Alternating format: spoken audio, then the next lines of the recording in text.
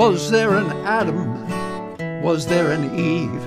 Or did we evolve from what we conceived? Either way, we got what we needed when the sun shone down on the garden. Hey everybody, this is Harvey Sluggo Wasserman back for the 59th, count of 59, Grassroots Emergency Election Protection Coalition Zoom call. We are up with 45 folks so far, and we have a ton of stuff to discuss. It seems the longer we do these calls, the more that there is to deal with. But we are also, I want to welcome my listeners at the Progressive Radio Network. We will go an hour and a half. You will hear the first hour if you want to jump over, as people have been doing for this last half hour. Go to Grassroots Emergency Election Protection Coalition or the Election Protection 2024.org website to get the link. Again, it's Grassroots Emergency Election Protection Coalition Zoom call number 59. Really great to have you all with us. And at PR, coming on my Solartopia Green Power and Wellness show. This is the Zoom call, and it will be up for an hour and a half. It'll be available to you for an hour, and at the top of the hour, you can go to Election Protection 2024.org and get the link.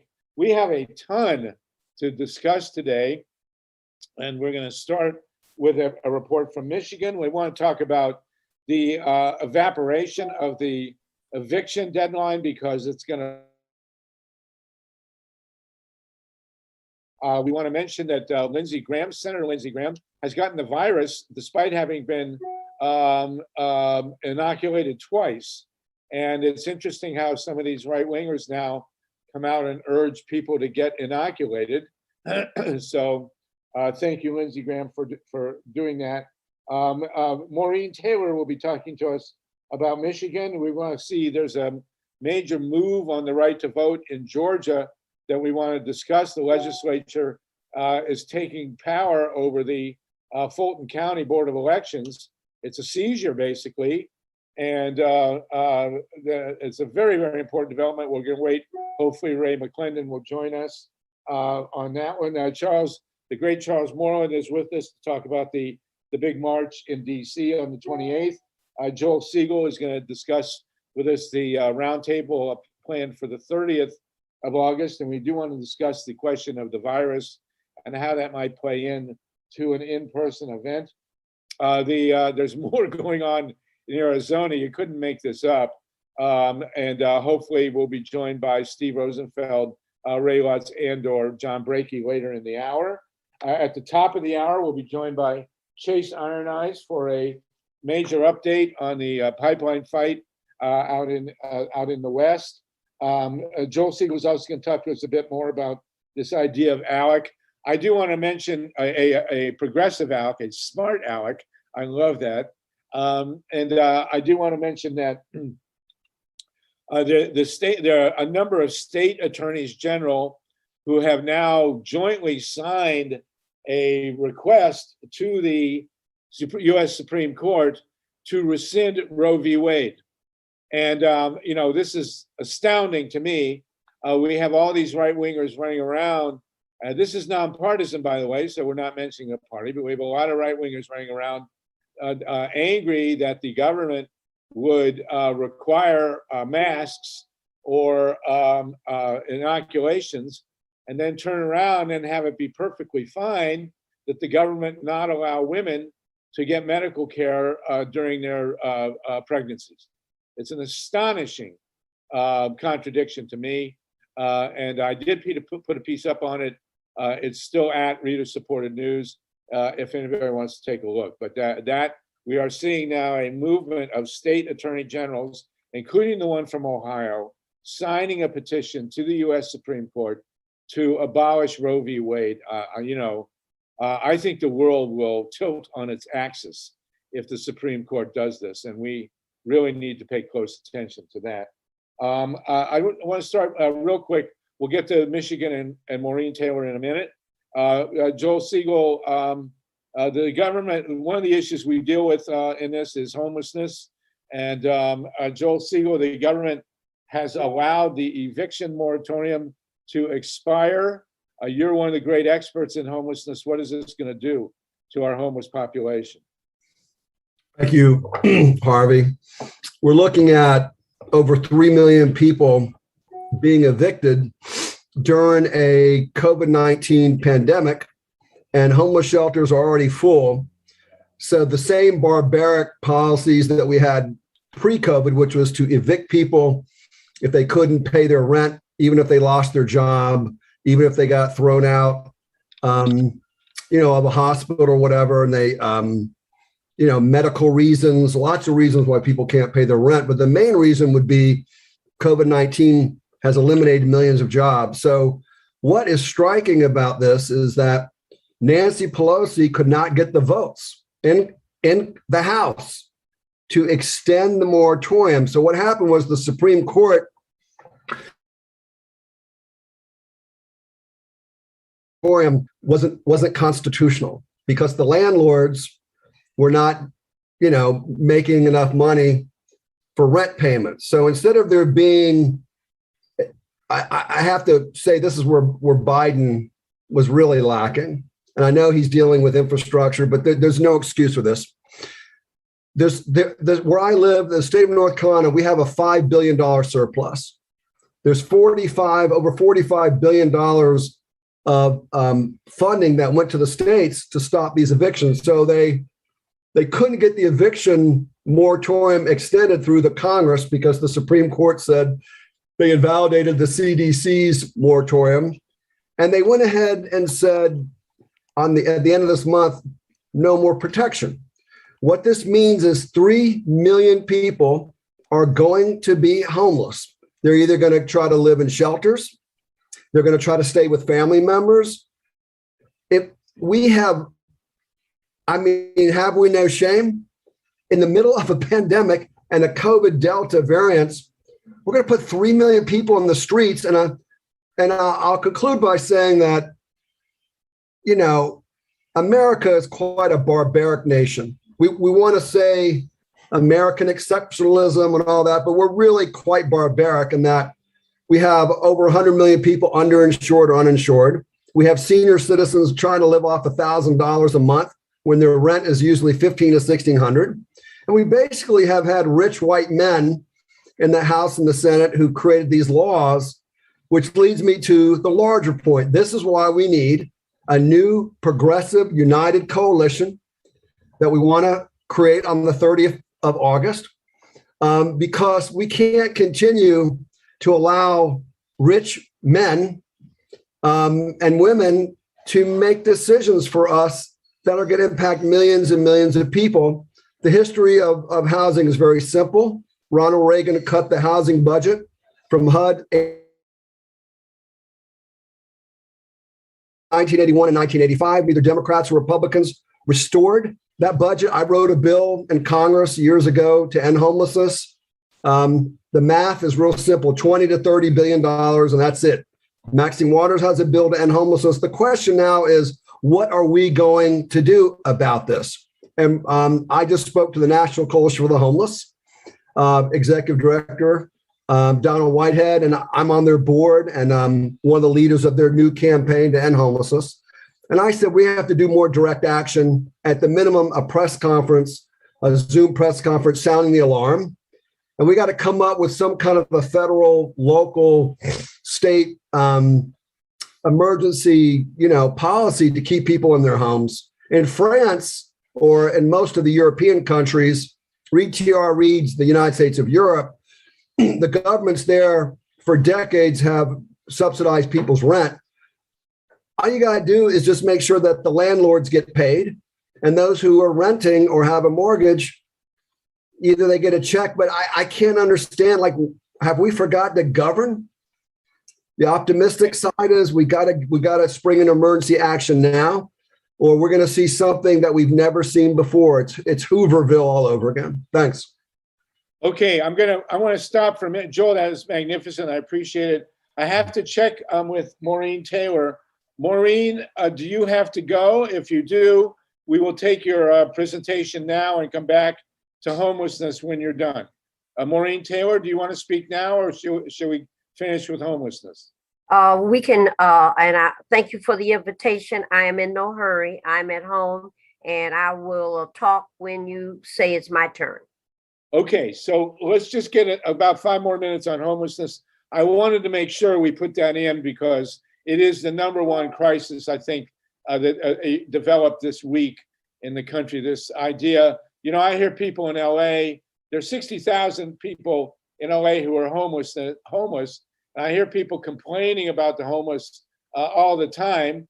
And then, you know, we don't provide homes. You know, and the reason that home prices are so out of control right now is because of exactly what Joel said, which is that in the 80s, Reagan cut more than 80 billion from building low-cost affordable housing, and then came the Faircloth Amendment, which limited the ability of the government to build low-cost housing, and now we have this horrible, horrible crisis. Okay, thank you, Maureen. You will come next. Let's talk a little more about homelessness here. Mary, and then Gloria. Mary Stonewall and Gloria. Mary, are you unmuted? Yes, I'm unmuting. Okay, just give us a minute here and then we'll go to Gloria. All right, here in Spokane County, we've had our mayor in Spokane and Spokane County both get grants to, but both mayors let both of these grants lapse. Oh, God. And this is not the first time they've done it. They've been doing it for quite a few years. We'll get this year, let's see, 2019, we had over $636,000 to end youth housing issues, but they never built youth housing. And then this year we had grants, 91 mil, and they let that lapse over. And now they're trying to criminalize it where they say, well, at least as long as we have 2 houses or 2 beds for men and 2 beds for women in the town I'm in, as long as we have those, we can arrest them if they're not in them. So they're only making housing available to say, oh, since you didn't go to the shelter, we can arrest you. And so they're criminalizing it more. My big thing I'm pushing for is we got to quit saying homeless. That's an actual, that goes after the equal sign. It's people in transit plus a bad community leader equals homelessness. And we got to try to get that mindset. And we got to quit saying low-income apartments. We got to do low-income townhouses, because once we say low-income apartment, we've got to stink about us where everybody's like, oh, I don't want a meth apartment in my neighborhood. I don't want that. And so the community fights the city leaders every time they try to put in this housing, because they're not using the terminology. They're using the terminology that they know the people don't want to hear and are scared of. Okay. Which, the homeless, the apartment. Okay. All right, Mary. Thank you. One more point. Go ahead, real quick. We need to take the Elderly Housing Act, mirror it, and put youth housing on one of them and combat veterans housing on the other, because every city in our nation, every town in our nation should make accommodations for the youth if they're going to emancipate them at 16 and up. And everybody in every community needs to take care of their combat veterans that are returning home. I'm done. Very good. Thank you. Thank you so much, Mary. I love how we lionize our veterans, and then when they come home and need jobs and housing, we're never there for them. Gloria, and then Mila, and then Charles. And yes. Ray McClendon, welcome. We're going to talk about the situation in Georgia real soon. Thank you for coming. Gloria? Yes. The city of Atlanta is in 2 counties, Fulton and DeKalb. The DeKalb Chief Superior Court Judge Jackson signed an emergency decree order creating a ban on evictions throughout DeKalb County for the next 60 days. Wow. Good for him. Good for her. Thank you. Good for her. Good for her. I'm sorry, good for her. Thank you. Wonderful. It would stand to reason. Mila Reason, and then Charles Moreland? I'm going to just defer to Charles in the interest of time. Okay, Charles, we'll go 4 more minutes on this to the half hour. Charles? Thank you so much, Mar. I just want to just very briefly say that the words that you use, as stated earlier, what you say, the words and nomenclature are very important. Saying that, I think we need to call it what it is. Ronald Reagan and the Republicans defunded public housing, and that's very important that we look at it like they defunded public housing and a whole number of safety and relief efforts for poor people. It's terrible, terrible, inexcusable. Steve Kaiser and then Ruth Strauss, and then we're going to move on. But I'll make it quick, Harvey.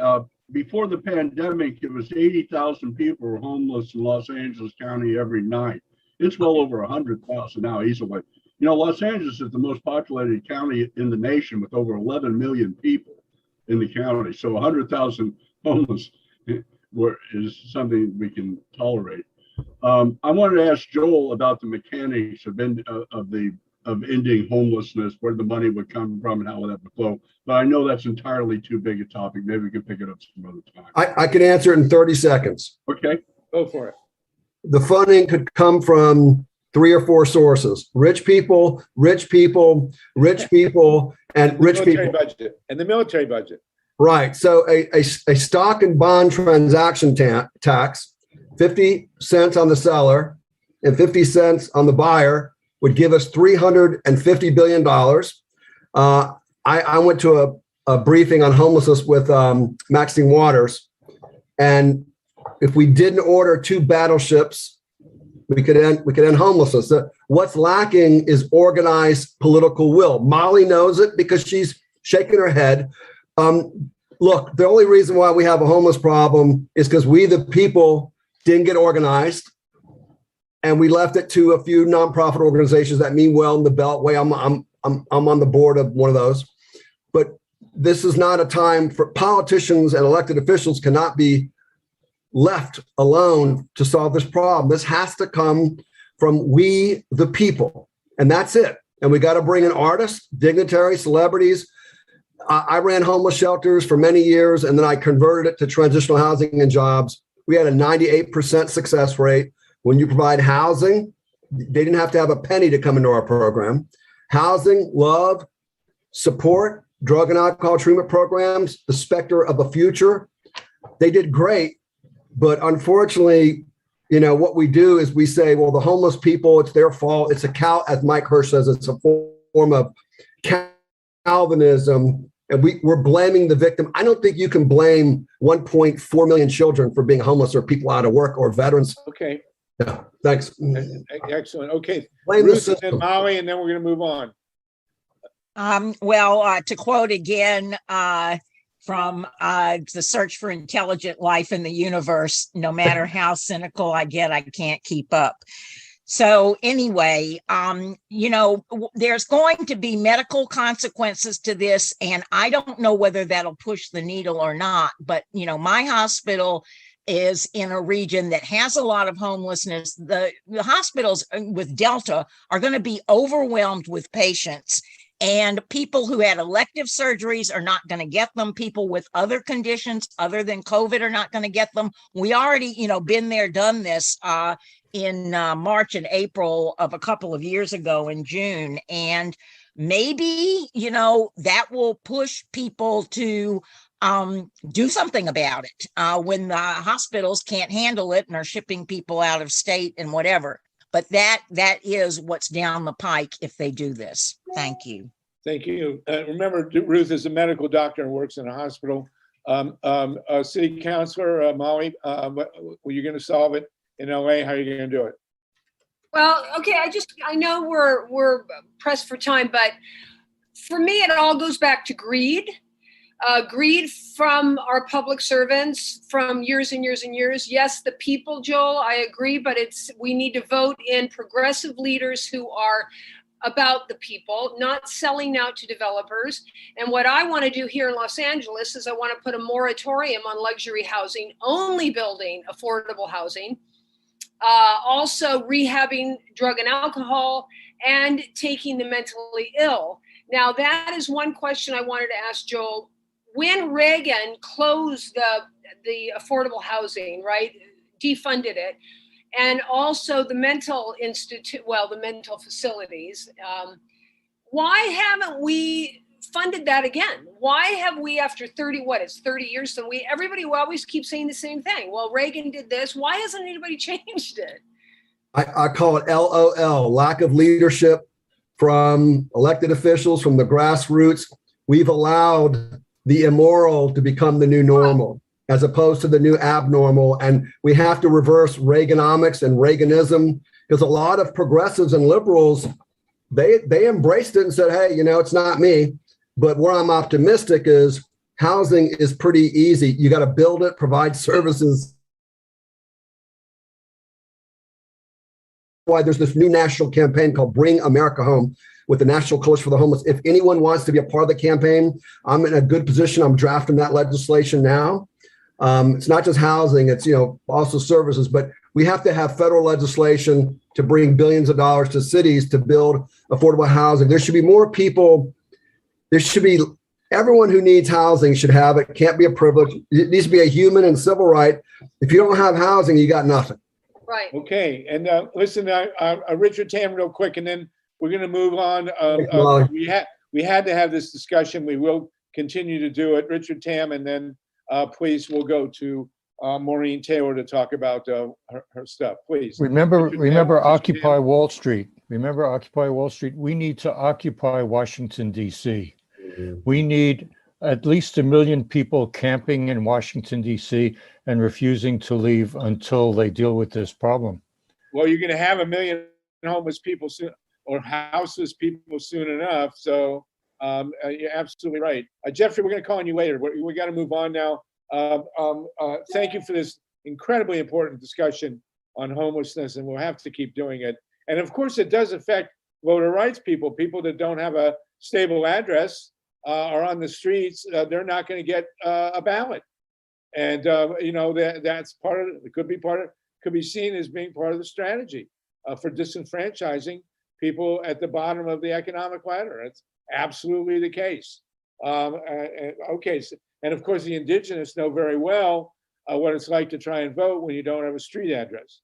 We'll talk about that as well when Chase Ironized comes on. We have 52 people on the call. This is the Grassroots Emergency Election Protection Coalition Zoom call number 59. Maureen Taylor, do you want Hetty Tripp? Do you want to introduce Maureen? And we're going to talk about a very important series of events in Michigan.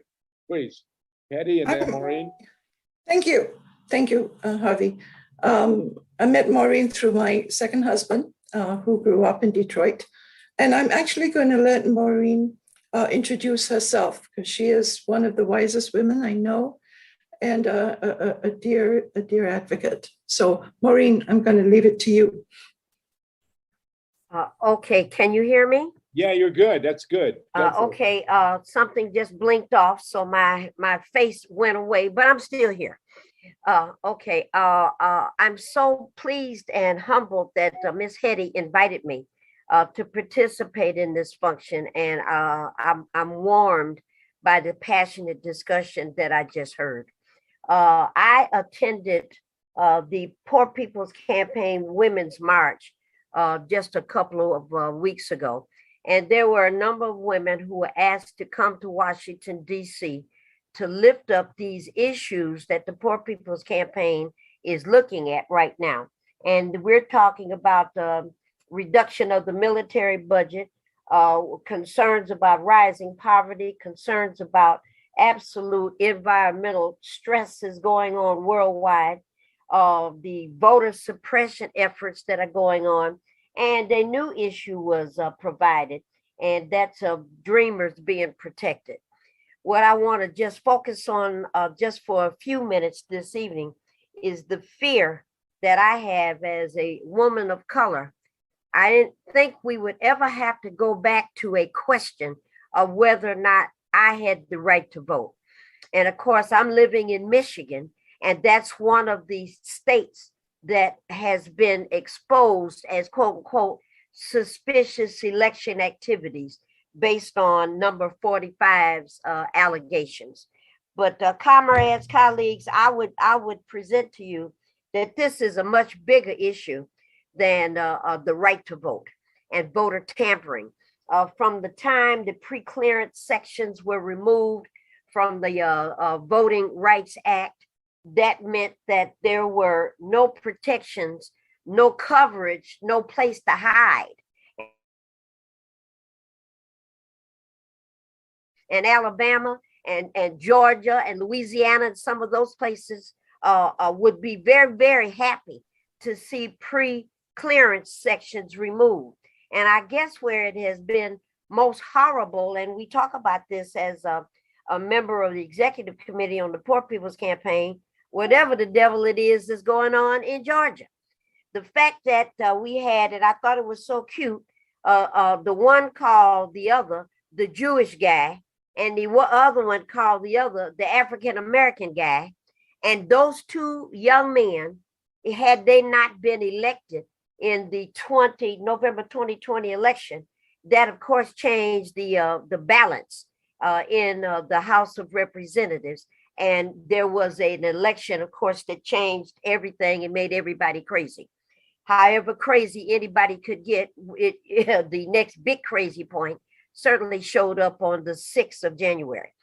And again, all of those are significant events, but I suspect, like I think many of you do, that this is a much bigger issue. We've got a corporate takeover of America, and we've got some financial and economic realities that have been lingering. You know, more and more people are being put out of work by technology. You can build cars now with fewer people. You can build houses with fewer people. I'm told that there's an internet program that you can purchase, and it will build a condominium for you. And all of these things are changing. And so we have this corporate entity that uses elected officials to quantify and legalize what they do. I mean, what in the world is going on when you've got millions of people be able to pay rent, and the government, and this is the House part, they went on vacation? I mean, what the heck is going on? And I'm going to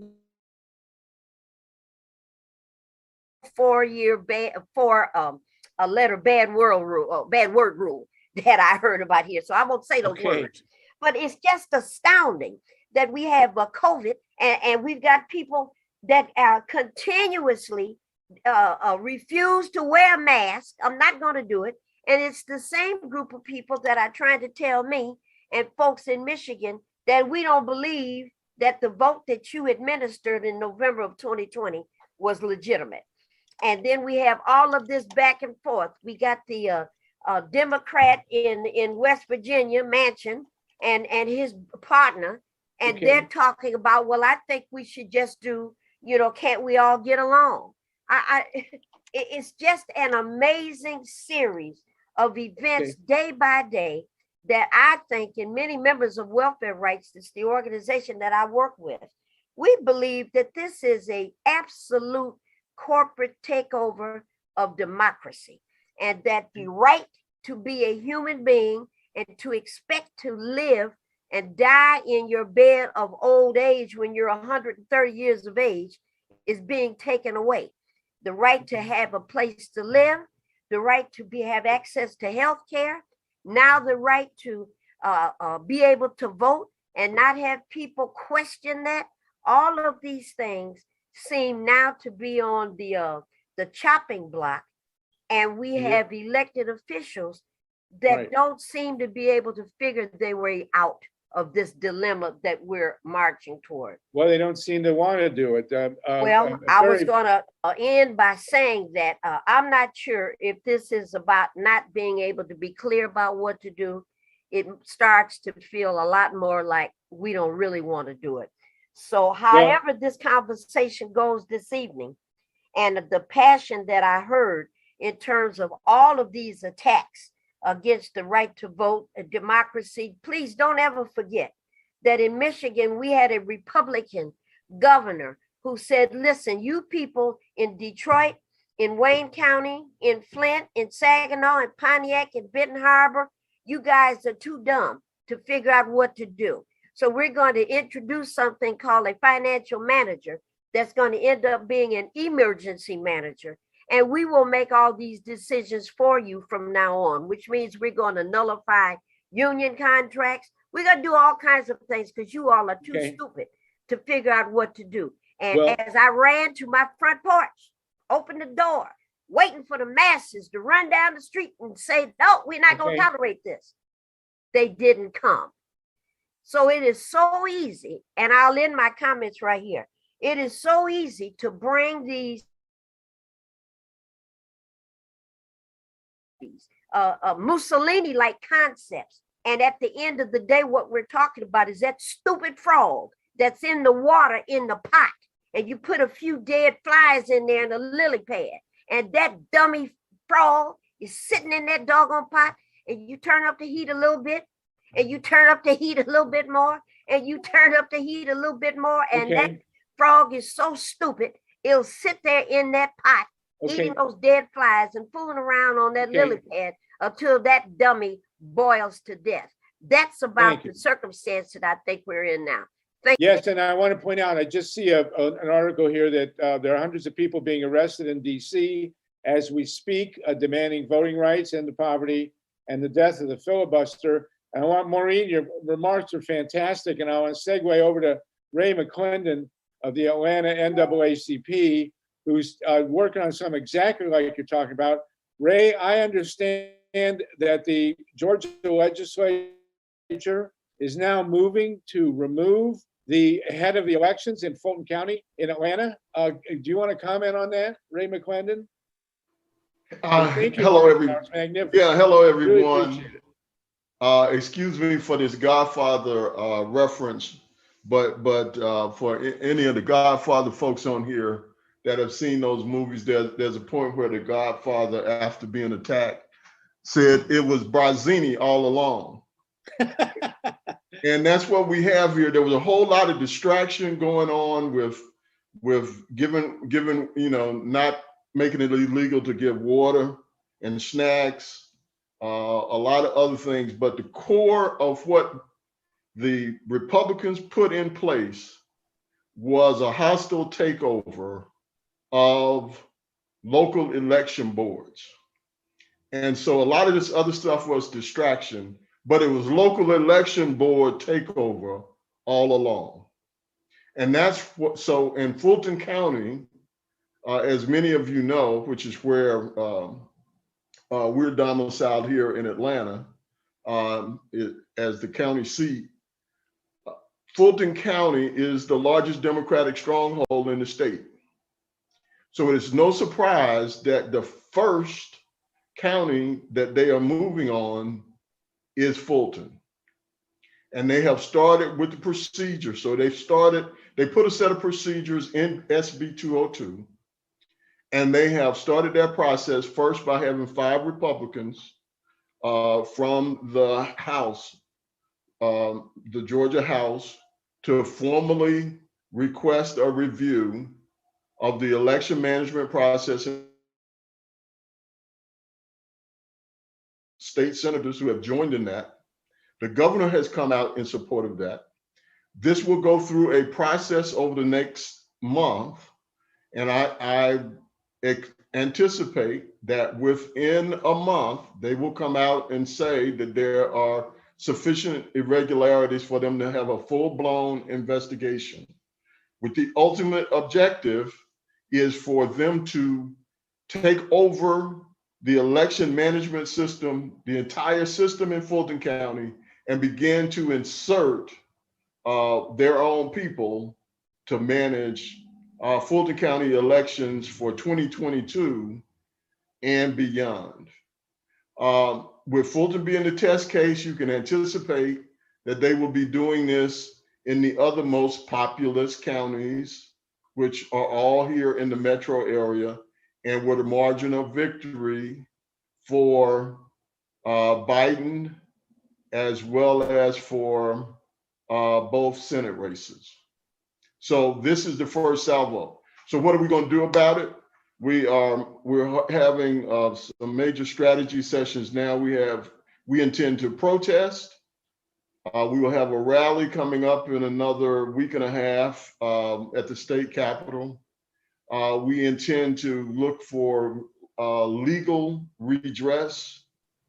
We are looking to put together, we'll be putting together a team of lawyers to contest this process in conjunction with the Fulton County Commission that has come out opposed to this process.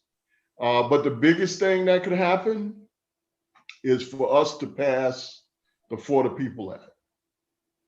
That's what needs to happen for us to deal with this, because otherwise we are going to be continuing to scramble. We're going to be continue to react, and it's going to be an uphill struggle. See, right now we should be getting at the Atlanta NAACP. We should be getting ready to get the vote out for municipal elections in November. That voting season is starting now in earnest. We have a significant mayor's race here, city council races, other races that are critical to citizenry.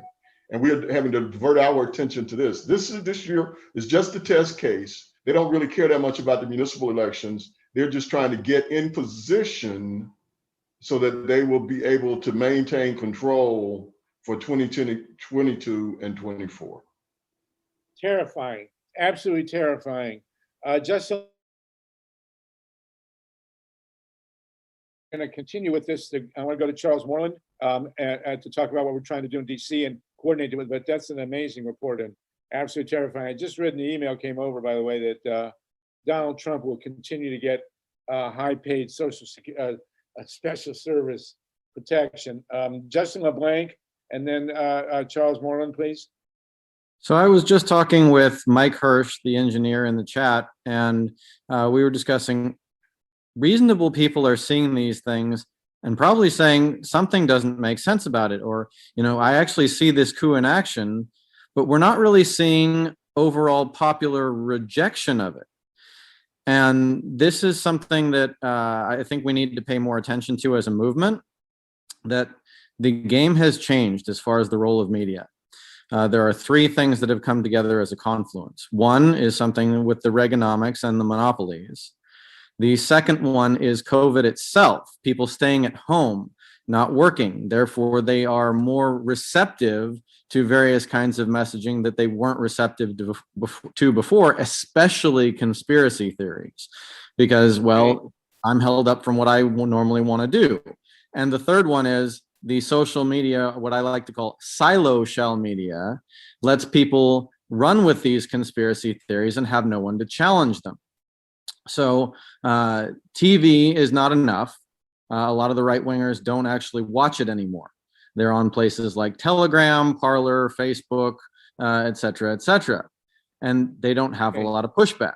So even a progressive media is going to have to at least A, get bigger, but two, we need to actually be in people's faces in a certain extent to where they can't ignore us. And some of that is things like the drum circle at Washington, D.C. Others of it is what I like to call parties for speaking truth to power, making it fun again. And we actually need to get our neighbors together for real change. I'd like to even put on concerts for compassion, climate change, and living wage.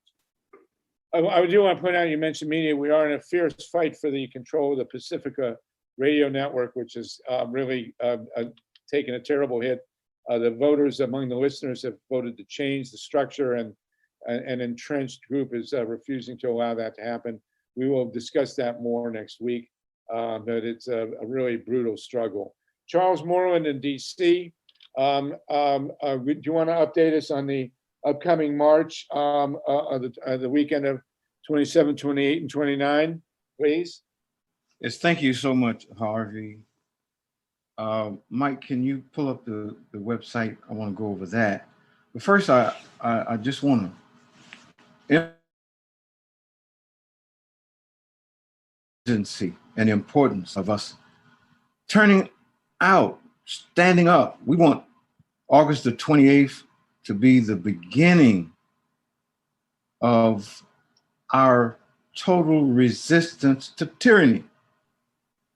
And if resistance to tyranny is obedience to God, and I believe it is, then failure to resist tyranny is disobedience to God. And so we want to turn out. And of course, I have to remind everybody over and over and over at the genius of Harvey Wasserman. No. Just let me finish. the topic. Who is also known as Harriet Beecher Stowe. Harvey, I have to give you credit because this is so important what we're talking about doing. Harvey suggested that we have a dream march on Washington. And if you look at this site, you'll see what that one suggestion has evolved to. Let's start with go back up to the top. Going down just a little bit more, we're going to look at the Martin Luther King Jr. Justice Award ceremony. This is going to be on Friday, August the 27th, 2021, and that's going to be at the American Civil War Museum. It's a beautiful image. I don't know who does your artwork, Charles, but it's really good. Again, I have to commend this organization. Drew was recommended to us 2 weeks ago to be our youth coordinator. And in looking at Drew's resume, I realized that he has all of this talent. So Drew redesigned all of our images, and this is what we have. Magnificent. This came up really beautiful. Outstanding, and it's at the African American Civil War Museum. Of course, if you've never been there, you're going to get an opportunity to see this outstanding museum, and it's very important and actually tailor-made for what we're doing because they have an outdoor foyer. Everything that we do now, we have to realize that is happening within the crisis milieu of the pandemic. So an outdoor event where we can recognize social distancing and give these awards is very, very important. African American Civil War Museum from 6:30 to 8:30.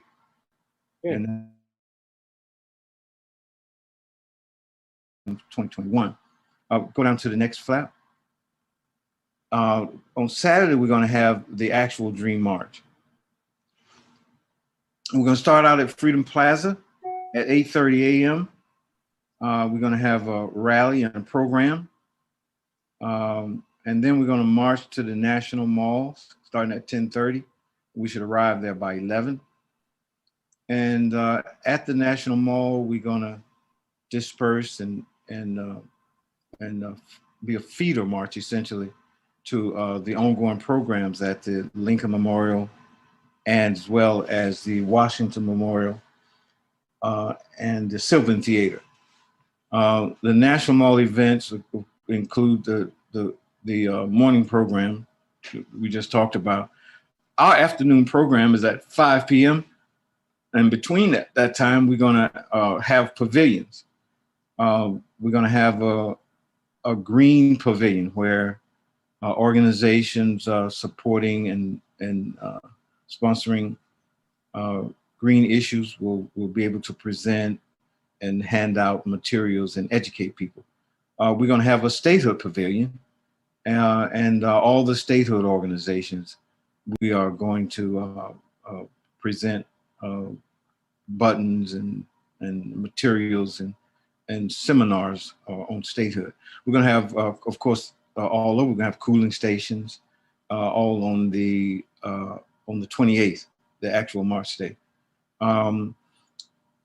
We're also going to have virtual platforms. We're going to ask anybody that cannot attend the march, for whatever reason. We're going to offer instructions for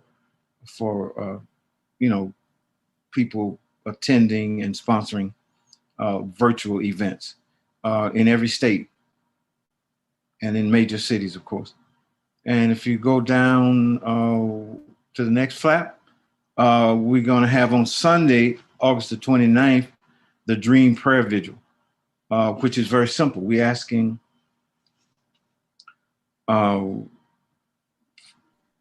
individuals from every faith leaders to come down to Freedom Plaza at 6:30 and pray for humanity.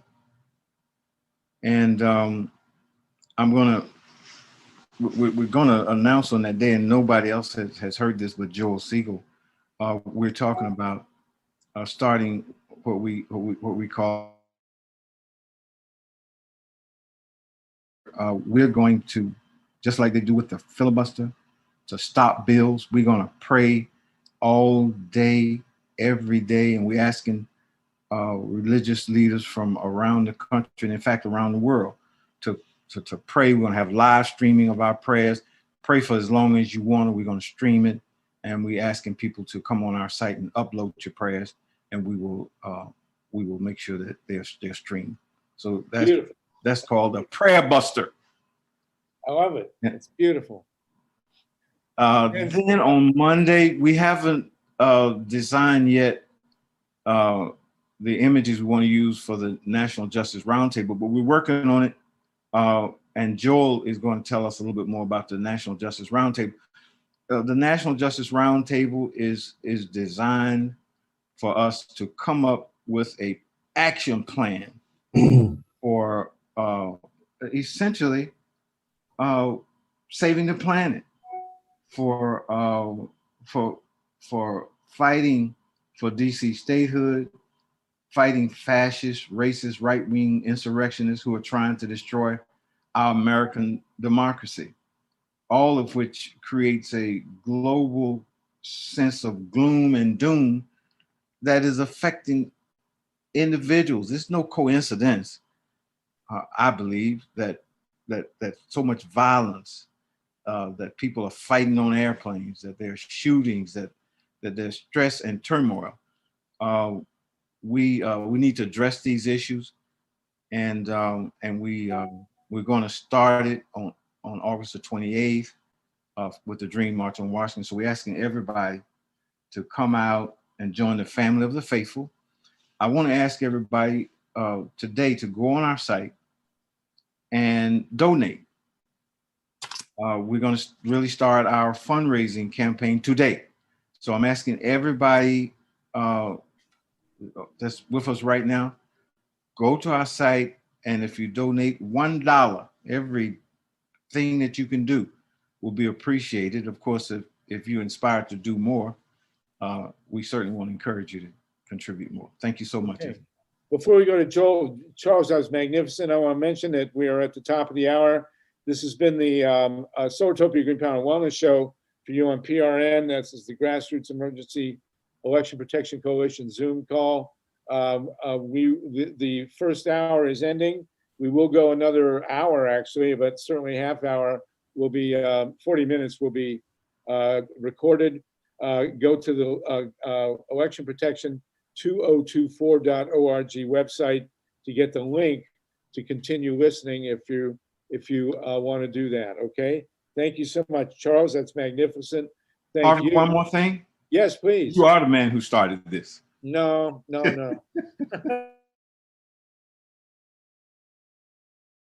King in Grenada, Mississippi in 1966, and he inspired the whole thing. I do have Arthur Levine, who hasn't spoken yet, on the line, and then we'll go to Joel Segal. Those of you at PRN, again, please go to Election Protection 2024, get the link and listen to the next half hour. Yeah, Charles, one is, this could be sent to me privately via the chat. I needed your direct contact information. I'm affiliated with a group called DC for Democracy, and I want to, let them know, even though you may have done so, about it's a large independent progressive group in the district that would be quite interested, I hope, in this. Let me ask you this: at this point, are there what organizations, in addition to the sponsoring group, are involved, and are there any well-known speakers or musicians planned for the August 28th event, or have signed on or said yes, or so on? Hello, Charles? Charles, you're muted. Yeah, absolutely. And Joel will tell you, we were on a radio program yesterday and the same question was asked. On the site, you'll see that there's a page where we're asking participating organizations to come on and sign up. No, I know that what you're asking. My question is, at this point now, what organizations have signed up in addition to the sponsoring, and are there any well-known speakers or musicians who will be appearing at the August 28th event? The answer is yes to both of those questions. Yes, well-known speakers and well-known organizations. But what I was going to say is that we're going to post everybody on the site beginning on Wednesday, so that everybody will see, and they'll be listed in chronological order. Okay, yeah, that's better than going through it on the phone, Art. So we can do this next week when we go through some of the participants. Okay. We're really jammed for time here. But thank you, Art. And you're in town, so you're in DC. We expect to see you there. We will balance all these events as best we can with Zoom capabilities, so that those who can't come to DC will be able to participate. Joel Segal, do you want to join Charles here and talk about the National Roundtable? We're joined by Alan Minsky from the, I believe, from the PDA. Alan, are you with us? I am with you there, Harvey. Great to hear your voice. Great to have you on. It's been a while. Yeah, no, I'm on a radio show every Monday afternoon out here. Oh, that's right. But you can come on at the top of the hour, so we're glad to have you.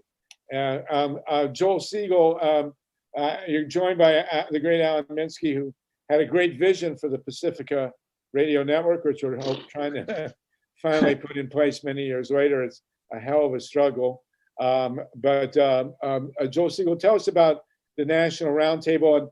And Chase Iron Eyes will be joining us, Tatanka, if you'll let us know when he comes on.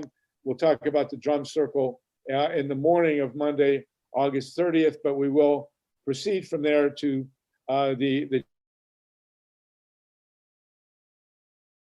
point together with incredible skill. So Joel, give us a rundown on that, please. Thanks for the love, Harvey. And Charles, thank you for all your hard work.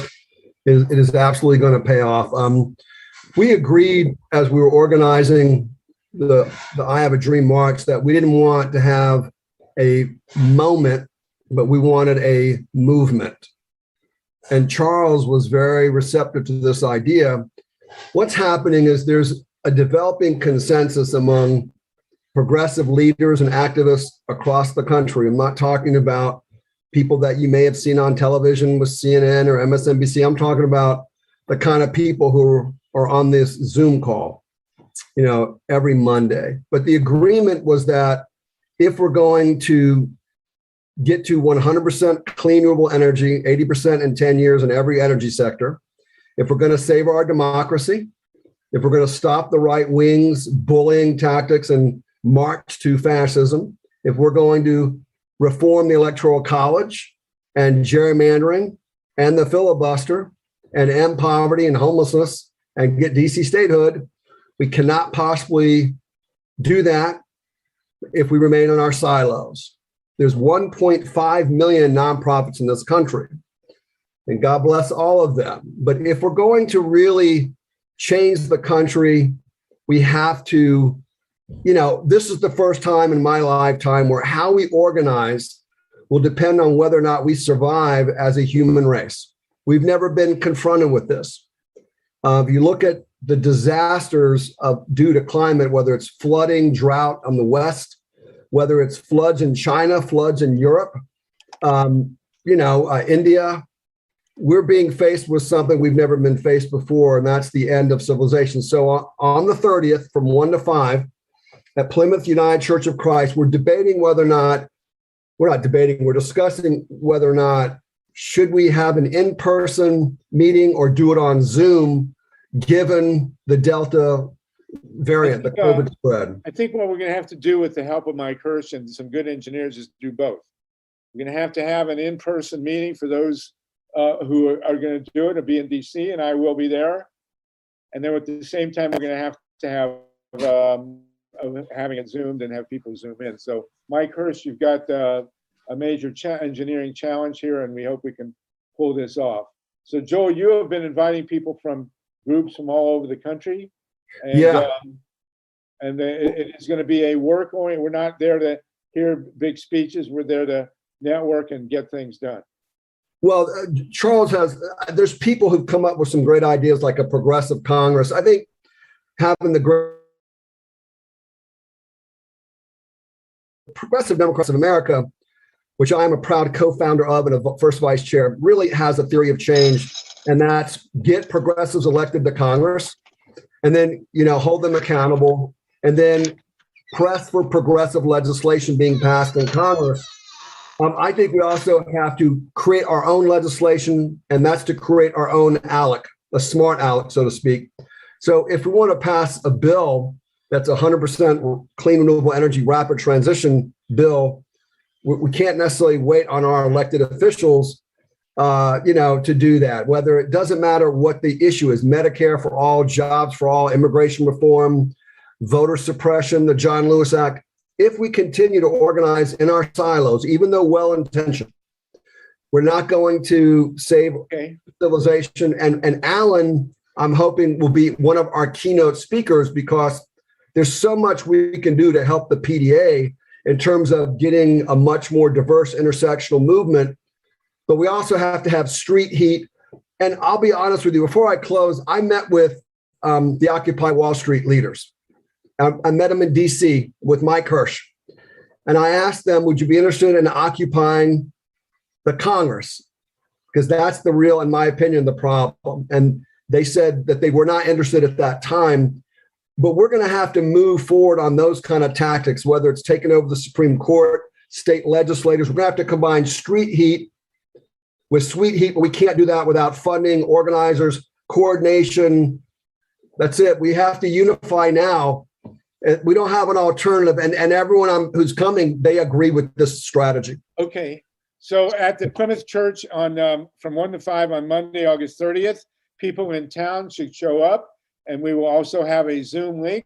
We'll figure out that it's going to be an engineering breakthrough that we can do both a Zoom presence and a personal presence at a significant conference. But we will do that on August 30th at the Plymouth Church of Christ in DC. Joel, and Harvey and Joel? Yes. Yeah, I'll definitely accept the invitation to speak. I'll work with Mike and both of you to figure out the right time. I obviously have the radio obligations and stuff. I'm on the other meetings. Okay, we'll work something out. We also have Chase Iron Eyes on the call. Chase, are you with us? Chase Iron Eyes. I know that Alan wants to talk. Chase, can you stay with us long enough? I know Alan wants to introduce a national call that's going to happen. And Chase, we need to talk with you about what's going to happen on August 30th. So if you're both available for a few minutes, you can hear each other speak. Chase, are you with us? Yes. Okay, so we're up to 56 people. Do either of you need to leave momentarily so the other can speak? No, why would that have to happen? What's that? Why would that have to happen? Well, I got to take care of a passport thing for my kids. Okay, so Chase, if you speak first, and then we'll go to Alan. No problem. Yeah, cool. Okay, good. Thank you, Alan. Okay, Chase, go ahead. Hi, Chase. Thank you for that, Ellen. Chase Iron Eyes, if you'll introduce yourself, please. I know who you are, but I'm not sure everybody else does. Yeah, very good to see all of you. My name is Chase Iron Eyes. I'm one of the lead attorneys for the Lakota People's Law Project. I was also involved, 5 years ago, it was a while ago that I ran for the United States Congress, which kind of propelled me right into, willingly or unwillingly into this, the Dakota Access Pipeline struggle. And that was the first time that I had been confronted by the financial extractive complex and the private military, the mercenaries. These were mercenaries that were at work out there on Standing Rock. So I kind of I got charged with inciting a riot as a result of that. I've been a long time advocate and organizer, and just like everybody on the call, pushing for change. And recently I took a trip up to Minnesota. What is now called Minnesota is the traditional and recognized treaty homelands of the Anishinaabe people, which is, of course, a group of tribal nations that are all under one category, and the name for themselves is Anishinaabe. They are also called the Chippewa, in kind of common popular lexicon. But they are at Standing Rock, and most of you remember the stand with Standing Rock and everything that went down there. At Standing Rock, there were 850 arrests over the course of 6 to 7 months. At Line 3, we are now talking about over 600 arrests. And just recently, they started using less lethal weaponry or plastic rounds. These are bullets that can, they took people's eyes out at Standing Rock. They're now using those types of munitions on protesters or water protectors at Line 3. They are now using tear gas and mace, and this just happened most recently at a place called the Lakota People's Law Project and Last Real Indians, and my weekly webcast called Cut to the Chase is working directly with a camp called Camp Magizi in the Anishinaabe or Ojibwa language. That means eagle. And there's a young non-binary leader named Tasha Martineau, and she is the founder of Camp Magizi, one of the founders. So we're working directly with them in coordination with all the other camps there. Everybody's extremely apprehensive. Everybody is looking over their shoulders because they know that they can get charged with crimes for supporting those who are taking peaceful civil resistance measures to fight back against the financial extractive complex. And just like ALEC, just like this kind of radical right lobby that has taken over state legislatures to penalize those who are standing up and organizing against the financial extractive grasp or sort of they're trying to pass legislation right now. It happened out here in South Dakota where they were trying to prohibit people from even contributing to or sharing information about and showing their full support for those who were on the front line. Well, that legislation is now at the federal level. I forget what the House bill number is called, but we're going to cover it very, very soon. It's something that's extremely important that we need to remain vigilant on. So if you want to find out more, you can visit at Camp Magizi at Camp Magizi. Link with us at Lakota Law, but there's of water that are threatened by the Line 3 pipeline owned by Enbridge. And in addition to that, it says that they're trying to cross the Missouri twice, and they've got over 600 arrests now. So things are looking very precarious up there. We need all eyes of anybody who's willing to support right now on Camp Magizi. And some of you may know Winona LaDuke. She is at Honor the Earth. And then there's another camp run by Tara Hauska or organized by that is called GNU Collective. Those are the people that we know on the ground. So I just want to thank you for this opportunity to kind of give you a brief update on what we've been up to there. And thank you. Chase, we're honored by your presence. And Tatanka, if you want to jump in, we need you to put the links to your organizations in the chat. And I know it's a brutal, we thought maybe with Biden that this stuff would end. Why they're trying to build another pipeline is beyond me. It's insane. And we are certainly honor you and Danny Sheehan, your attorney, and Danny Paul, and the Romero Institute, and everything else, everybody else that's involved with this. So please put your links in the chat. We are hoping to see you in DC the morning of August 30th in Lafayette Park. We are hoping to have a drum circle and to deliver at least one solar panel to the White House, which our theme is we want to make the White House a clean greenhouse. And Ron Leonard, I think, has jumped on the call.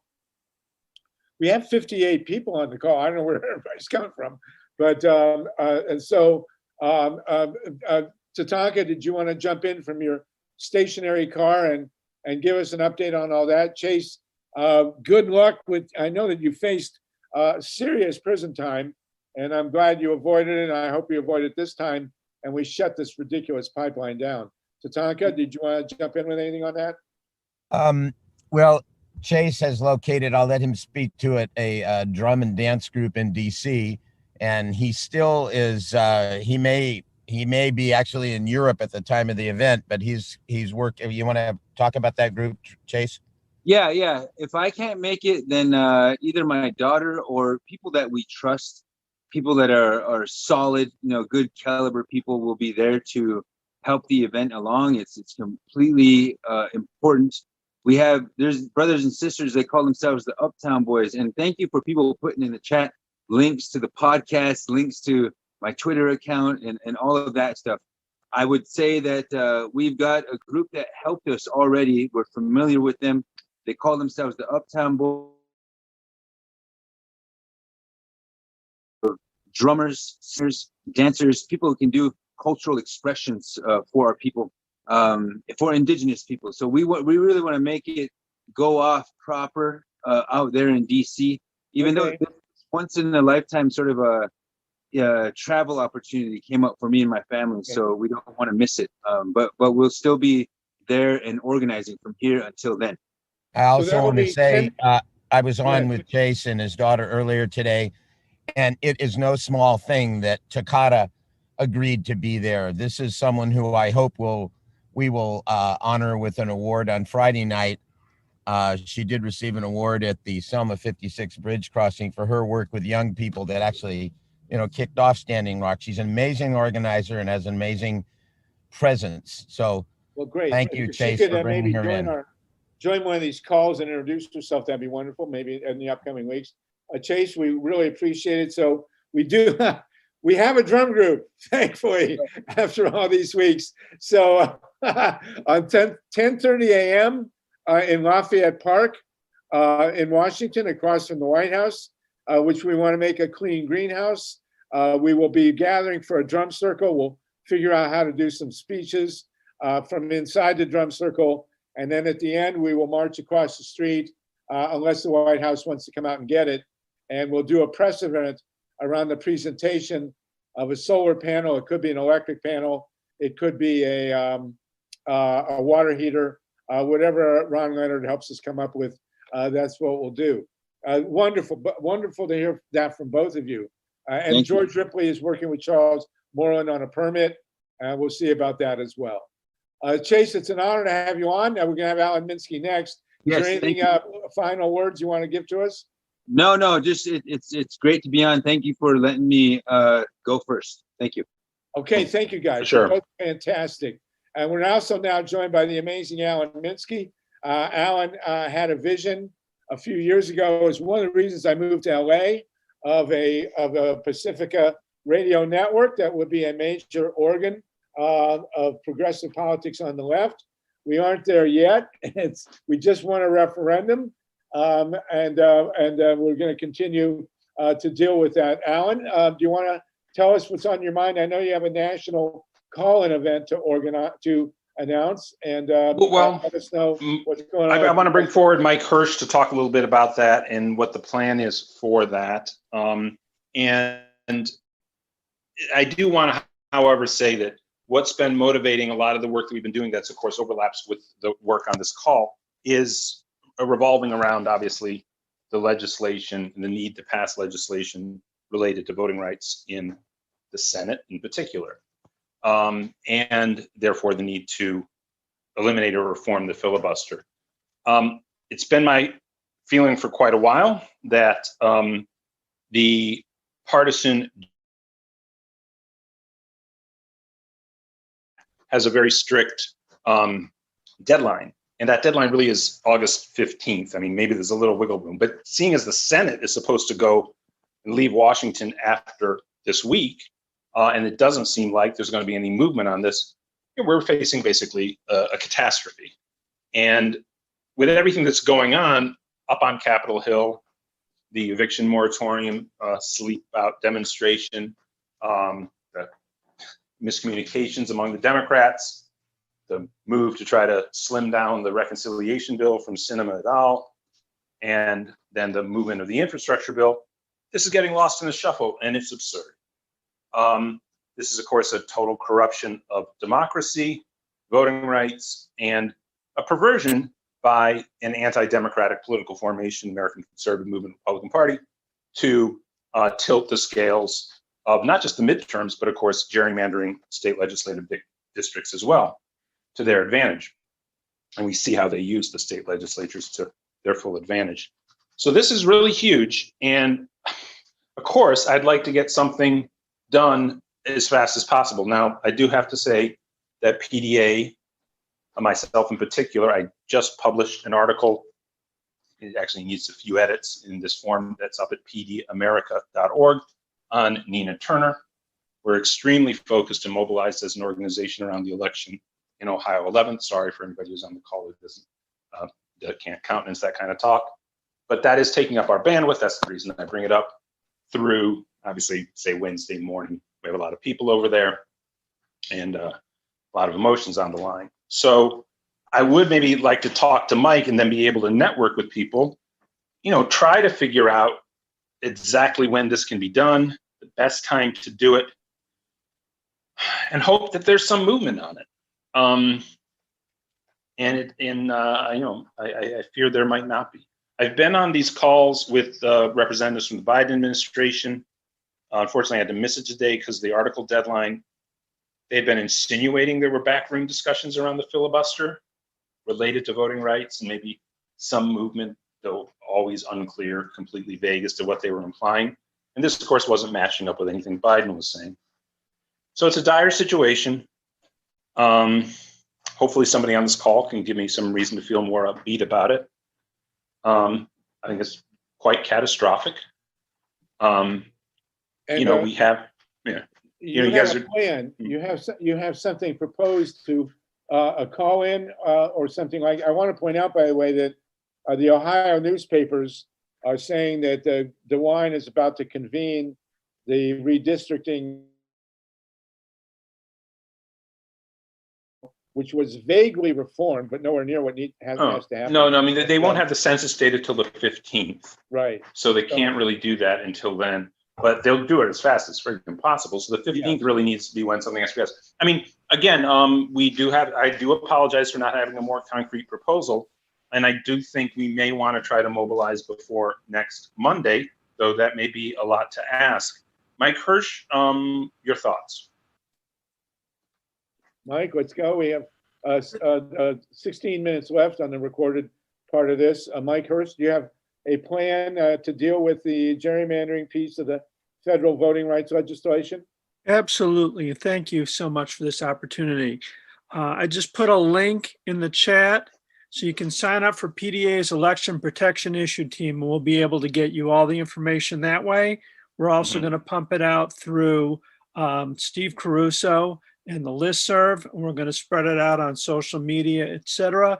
But we need our senators to hear from us. There was discussion in the chat earlier about the outrages going on in Georgia that Ray McClendon outlined. And it's horrific, and it's not going to stop in Georgia.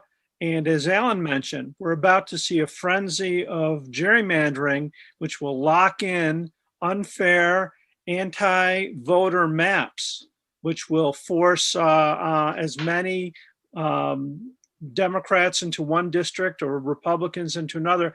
It violates the one person, one vote rule, but the U.S. Supreme Court has unfortunately not found that. And if I can give a shout out to Joel Segal, who was a great congressional staffer for 13 years with John Conyers, what Joel has taught me is that unless the constituents, the people in the district and for House of Representatives or the state, for the senators, hear from their constituents and from leading voices among their voters, they are not going to take any action. So it's up to us to force their hand. What is the concrete action that's being proposed here? The concrete Right. I mean, there are a few things, and this is something we do have to determine. I have felt that, first of all, there's a number of senators who signaled they're not going to pass. They would not pass. They would not vote for the People Act, even though the Biden administration has done some leaning on people not adequate enough in what needs to happen. So the question is, okay, how do we address the filibuster? Is there going to be a complete revoking of the filibuster? Doesn't look like that's likely. Can there be a carve out? Are there other strategies like a talking filibuster? Well, that's, of course, in my opinion, inadequate on these matters. I mean, Republicans will just gum up all the operations of the government if they give them that. And so a carve out of all, given PDA's history with our presidential candidates, momentarily strange bedfellow for us, but completely spot on is James Clyburn about this. We need a carve out on voting rights. He says voting rights in constitutional matters, voting rights in pro-democracy matters, or just voting rights, or whatever. Cognizant of the need to have this, of course, he's not a senator, need to have this happen by mid-August. And Chuck Schumer is the first target. Second target is every senator, every Democratic senator. And Manchin has said that he does support the elimination of partisan gerrymandering. He also wants to throw in things that are really obnoxious and we would never support. So can we get him just to do this singular thing to get it passed? Of course, it would be a big plus if we can. Cinema, for what it's worth, is a sponsor of the For the People's Act, so it's reasonable to think that she'd go along with it. But is she willing to do a carve out of the filibuster to achieve this? So that's what we have to do. Targeted senators, and I think heat from all senators. We at PDA, of course, can crank up our national phone tree, get calls into every senator's office, do a rapid response on this. And as we do this, of course, alert everybody in this coalition to participate with us. So you are advocating that everybody call their senators, and do you have an apparatus that'll facilitate that happening? Generally, we just give out the information. It's just a simple phone call that people can make into the offices in Washington, D.C. You've posted the basics at your website, and you say you have an article available that you've just written? No, that's about Nina Turner. It's not about this. Okay. I wrote about this on Saturday, about 2.5 weeks ago, and hoping something had moved by now. For who did you write the article? Oh, the article that I wrote on Nina Turner, hopefully it will be published tomorrow. I won't say where because it might be one or two places, but prominent platforms. I did not publish the PDA article anywhere except pdamerica.org. And okay. So we are asking people to call senators to support exactly what? Passing legislation to eliminate partisan gerrymandering in time to block partisan gerrymandering for the setup of House districts for the 2022 midterms. And that means immediately. And that means doing it on a party line vote with reform of the filibuster that will allow this to happen. Art Levine, you had a hand real quick, and then yeah, Warnock has introduced a bill having to do with the election subversion in terms of like Fulton County style overturning of election officials and state legislative GOP-run election administrators, overthrowing out election results. That isn't in the original HR 1 for the people. My question is all the discussion right now that's going on about being for the People Act, and so that one specifically, that doesn't now include that sort of measure, which people didn't conceive of when they stand right now. Well, all of this needs, clearly, since the Republican Party is a machine party that is completely invested in the suppression of democracy along the lines of all the statutes they're passing across the country. We're not going to get a single Republican vote on this. We need this to pass through the elimination of the filibuster. Republican Party Sure, won't vote for it. Right. So that the filibuster step, and then the carve out, if you do it just a carve out, God knows, for the sake of the Equality Act, gun legislation, everything we need to revoke the filibuster. But right now, voting rights are absolutely essential that they're addressed. First of all, it should be understood as a compact between the Democratic Party and the citizenry of the United States. Secondly, of course, we have one party that is just trying to cheat elections and just, practice the most egregious forms of white supremacy in the 21st century form in this process. So we have to get a filibuster reform so that we can get voting rights passed in the Senate. And the one that has the first deadline, I don't mean to prioritize this over anything else. Everything is super important here. Partisan gerrymandering has this particular immediate deadline. And of course, it is one of the major ticket items because this is Republican Party is going to control the House. Is the gerrymandering a standalone bill, or it's part of for the people? Part of for the people, but the idea would be to break it up and make it a standalone bill. Okay. Okay. Jed Pauker, you've been waiting. Jed? Yeah, sorry. I think my question was answered. I forgot to pull my hand down, so I'll take it. Okay, thank you. So this is we're kind of close to the end here. We'll continue. I do want to thank everybody. We have thank you 56 people on the call. Alan Minsky, thank you for being with us. So many others. Mike Hurst, thanks for your engineering. Steve Caruso, right with you. Joel Segal for co-convening. Charles Moreland, Ray McClendon, so many others. Art Levine, so many others of you who've done such amazing. Mary Butler Stonewall, Hattie Tripp, Maureen Taylor. So many of you continue to do this. We'll do this again next week. Same time, same link. There was a mix-up on the link, which has been corrected. So the link should work without a problem next week. And we will continue with number 60, 5 p.m. Eastern time, 2 p.m. Pacific. There'll also be, go ahead.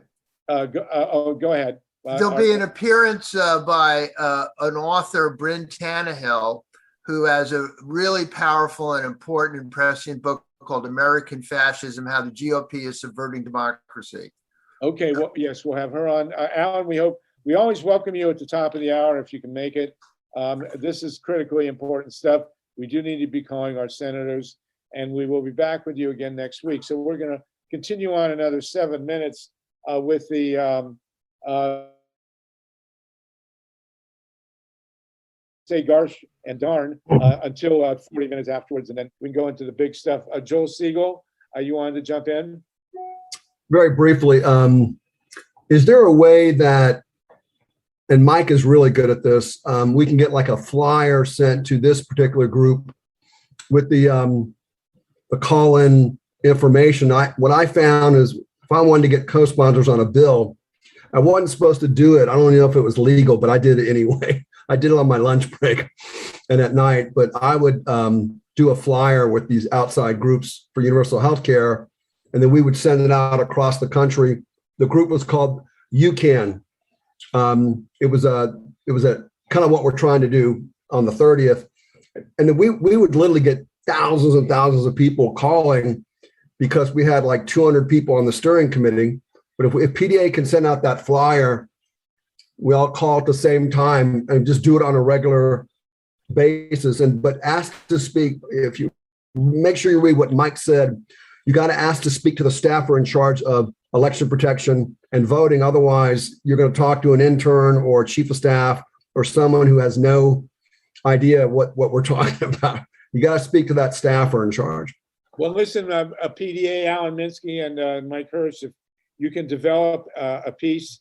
I will certainly send it to the MailChimp list that I use to convene this call, and and I'll write a piece about it for reader-supported news and others. So if you can do that, Mike and Alan, that would be helpful.